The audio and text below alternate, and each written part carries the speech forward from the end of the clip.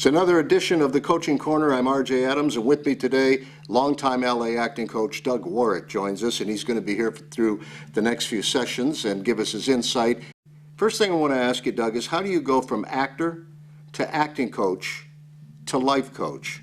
Because I was dealing with a lot of actors where their issue was not their technique and not their work, but it was their confidence, their point of view on the process of auditioning, procrastination issues, performance anxiety, things of that nature. And so I needed some tools to enhance what I was doing as a acting teacher, and just to give them more tools so they were not just doing all the work in the world to prepare, but they had the confidence level as well to go in the room, own the space, know they belong there, not waiting for the approval of the casting person or going in and just hoping that they get good feedback. If your intention is to hope to get good feedback, that's not high enough to shoot for.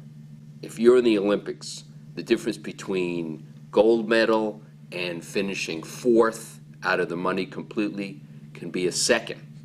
So you want to make sure you're doing everything you can to push yourself to that next level, so when you go in the room to audition, you pop. Because when you go in an audition for people, you're dealing with people who are insecure anyway. They may be insecure about the project, the money, the studio, the network. Everybody's insecure. So they're looking for people who come in the room and feel confident already, not waiting for the approval of the producers or the directors or the casting person to give them permission to feel confident and powerful and know that they're there to do their job. How important do you think it is for an acting coach to have walked in the shoes of an actor who have been there, done that, because so many of them haven't? Like anything else, if you have more than one perspective, if you have a feeling of what it feels like to actually be on the set and actually do the work versus only looking at it from the outside in, I think it enhances your ability to, it's like being a football coach. If you've actually played football, you know what it feels like to get hit, and you know what it feels like to hit. So it gives you more of a sensitivity to the actor's process that I think can be invaluable. So you've been coaching for what now? I started coaching some of my friends, and this was over 20 years ago, and then I found that one of the most important things you need to do as an actor is get your perspective on the other person and not be self-conscious and not watch yourself. I felt I was not able to do it as fully as an actor as I would have liked, whereas as a teacher, I can do it more. So in other words, if your mind is on yourself and not on the other actor, then you're going to be acting and it's going to be fake. That's exactly right. Your most important thing is to listen. Because how else can you figure out if you're getting your objective fulfilled unless you're focused on the other person and seeing their responses and seeing what they give you? Otherwise, you're acting by yourself. That's why you'll see one of the mistakes actors make a lot is the following. They'll prepare by themselves and they'll run the lines out loud by themselves, and you'll see them in the waiting room listening to themselves. And when they're listening to themselves, they're directing themselves, and they're not thinking about what they want and how they're going to get it from the other character. They're thinking about how they're going to say it. And when you think about how you're saying it, it's result-oriented. And so you're doing a really good imitation of yourself. It's like for me, now some actors say they do well preparing by acting in the mirror. I don't think actors need any more ways to become more self-conscious and self-aware.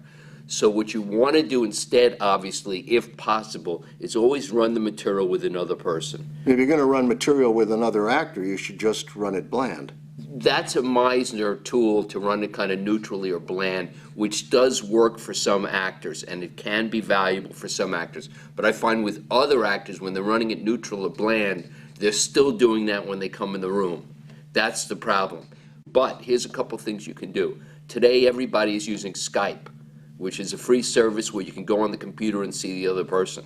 So you can email the material to the other person, look at them, and actually run it with another person on Skype if you want to, and it costs you nothing. Yeah, but I mean, how realistic is that? Very good point, but I'm only really talking about the audition process. Oh, okay. So when you're talking about working on the set, what I always say to my actors, look, Meryl Streep is not coming over to your house to rehearse. If you create a checklist of steps your steps. There are things actors always forget to do, and they remember the second they leave the audition. So what I say is, and that's usually because of anxiety, so what I say is take an index card and write down all the things you tend to forget and have it on a card in your wallet so you can look at it before you go in the room, like listen, breathe, focus, play, trust, strong moment before the scene. I always suggest actors write down a sentence at the top of the scene for the audition, something you can repeat silently 2 or 3 times before you start the scene, like I love you, or I don't trust you, or keep away from me, whatever is appropriate to the material. It gives you a moment so when you walk into that audition, you're focused and ready to go. And of course, picking a strong objective, something you really want from the other person, something that you really need, not that's going to make you push, but that's going to drive the whole scene. I want to stop you right there on the auditions. We'll get to that next segment, hold you over it. Love to do that if you'll join us.